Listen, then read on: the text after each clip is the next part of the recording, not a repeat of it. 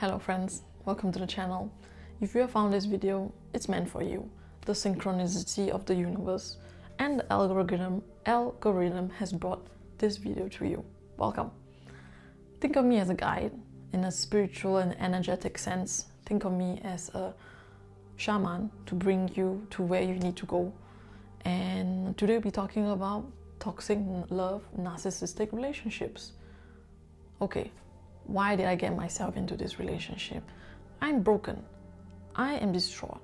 I am in smithereens and I have lost my sense of self-love.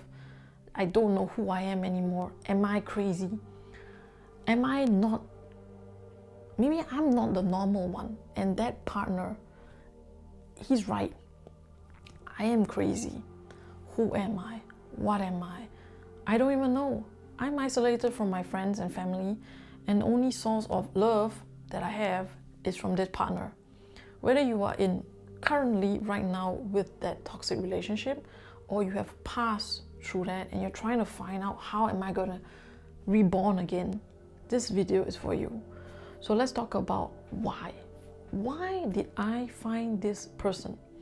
Why did I got in a relationship with this person? Most probably it stems from childhood and the lack of sense of self-love and the lack of sense of self in general. Usually when you have a toxic love relationship in your present time, you have met similar tones and hues in your childhood. Most probably it's your parents, it could be your siblings, or any close relatives that you have close proximity and a long concentration of time with in order to build up your upbringing as a child. Usually you are the one that found yourself in your childhood, be the caretaker, be the one that gives a lot, people please, smash down your sense of wants and needs for your own, grew up too fast, is an empath, and basically take care of everyone else except yourself. There's a high chance and a high probability that you fit in one of these categories. And if you have any other categories, feel free to drop in the comments and I'll reply to you when I can. Thank you. So that is the first thing. Why did I get myself in this relationship? So the next thing is I repeat back what I knew from my childhood into my current self. A child doesn't know what is healthy and what is unhealthy. A child just thinks, I have grew up with it. I know this color, I only know blue.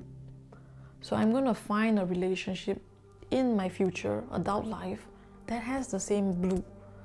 And if I see a green relationship, a green light, I will be like, no, that's weird. I don't know what it is. I'm not familiar with it.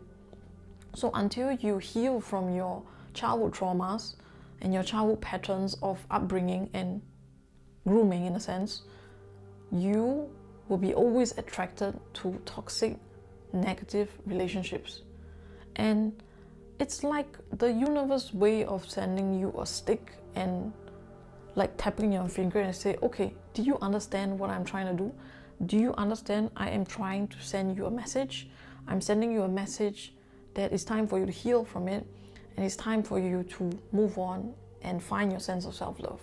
So that is one of the reasons why you get into the relationship in the first place, is to test your boundaries, your sense of self-love, and to love yourself and refine yourself.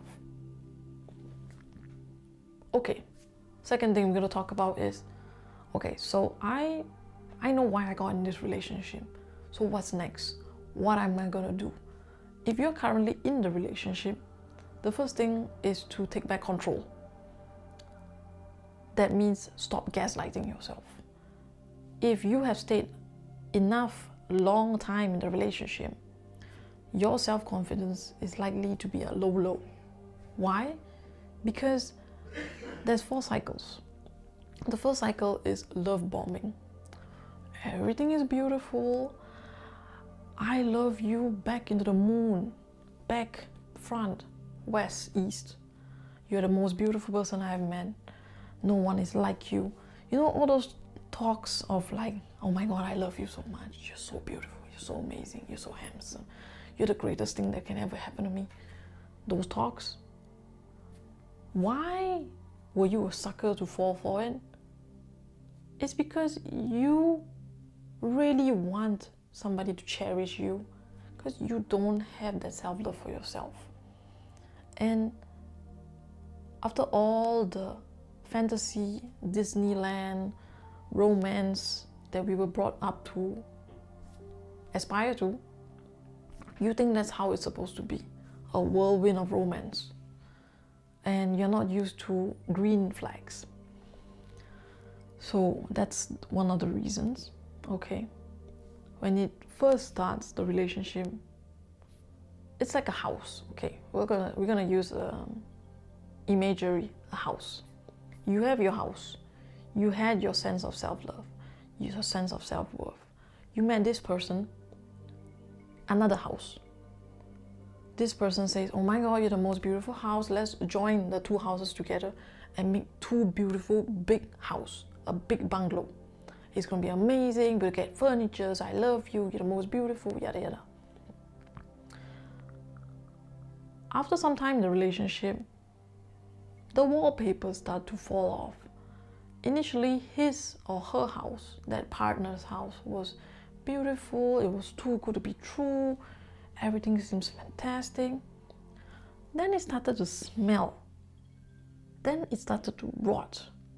And then you start to realize that you are taking your own furniture from your house to repair that person's house. And then you're like, wait, this is not normal. But you know, because you are a good person, you brushed it off. You're like, it's okay, we'll give him a benefit of the doubt. We'll see from there, you know. The second stage is the devaluing stage, the degrading stage, where he starts to say, you know, what makes you think that you are a good house? What makes you think that you are beautiful? What happened to you? Why is your wallpaper so ugly? Why is your furniture so ugly? Breaking down your market value in order to reduce your sense of self-worth, question your reality, and question your self-love, and where are you going to go from there? The third stage is gaslighting. Are you sure you didn't put your keys over there? Are you sure your house is in this address? Are you sure that's what you want? That is to create a confusion in your energy. That is to create a sense of helplessness, so that you can't live without him. That is a way to manipulate the situation in order to lose your sense of autonomy and your sense of intelligence. It's to make sure that you depend on him solely and full propriety to make the decisions for you, and also to make you feel addicted to the love bombing stage. You'll be like, where is that person that I used to know? What happened to him? If I did well enough, if I was a good son or daughter, it's going back to the childhood grooming. If I was a better person, if I did my best, maybe I can win back this person's love.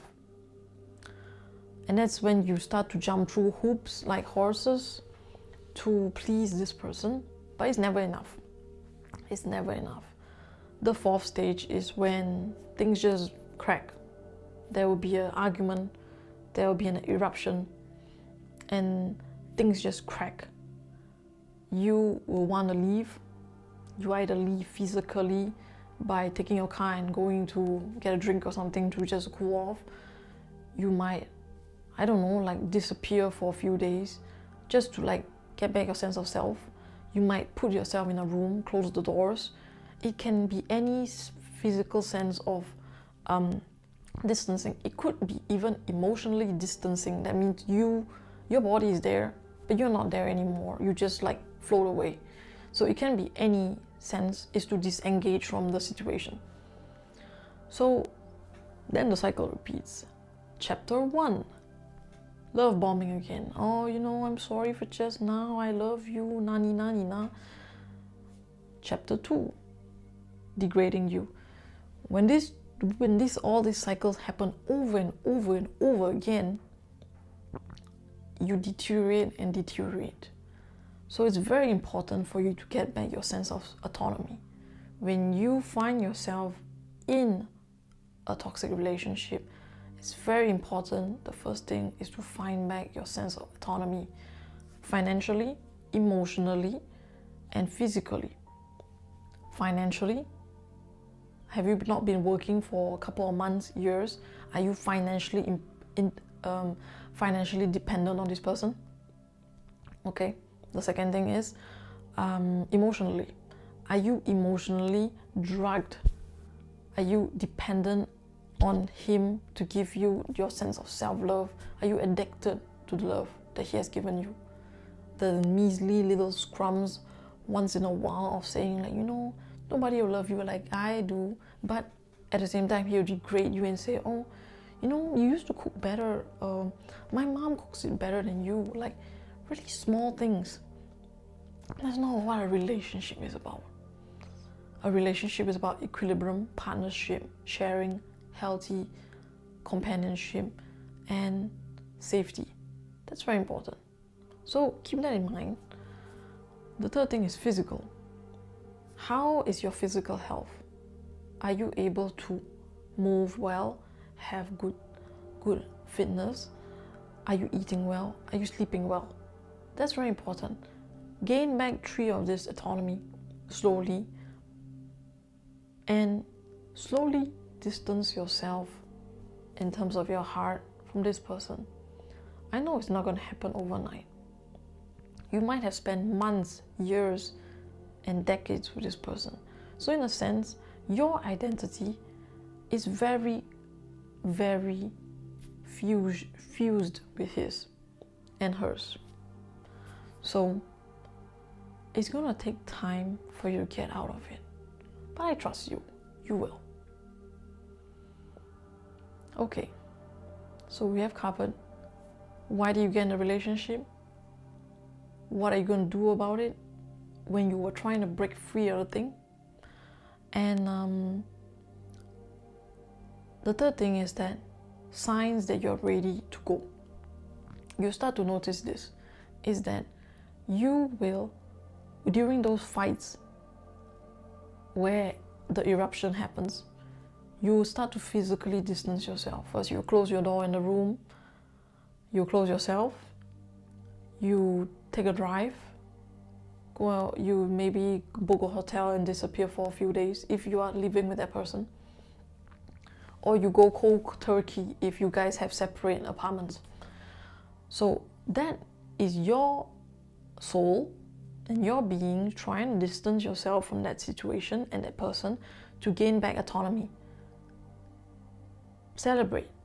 Celebrate the little steps that you're going through to get out of that situation. It's going to take time. It's not going to happen like that. If you got ensnared in the relationship in the first place, obviously it's going to take time. Don't beat up yourself. You have already been beaten up physically, emotionally, and mentally from this person. You don't need that anymore. Kindness is your only way, okay? So the next thing we'll talk about is what next? So what happens after the breakup? You have gained your autonomy. You are living separately. The child custody is done. What's going to happen next? Rebuilding back your home that you deteriorated and that you use your furniture to give to that person. You're going to take it all back. You're going to take back your sense of self-autonomy. Take care of yourself. Go do yoga. Get back your sense of self. Yoga is really, really helpful for PTSD, post-traumatic disorder. PTSD, post-traumatic disorder. So it's very helpful to get back into your body. If you don't like yoga, you can do different physical sports, swimming, dancing, rock climbing, tennis, whatever. Do what makes you feel good. Slowly and surely you'll get back on track. Okay, the emotional sense. It depends on how you handle things, but in terms of emotionally, I think the first stages or months, it will feel like a breakup, but it also will feel like getting back to the sense of reality of who the person that you fell in love with is not the person she is really. It's like noticing that you just went through a scam and you didn't know you were scammed until the last end, and then you're like, I'm not sure if I want to admit to myself that I got scammed.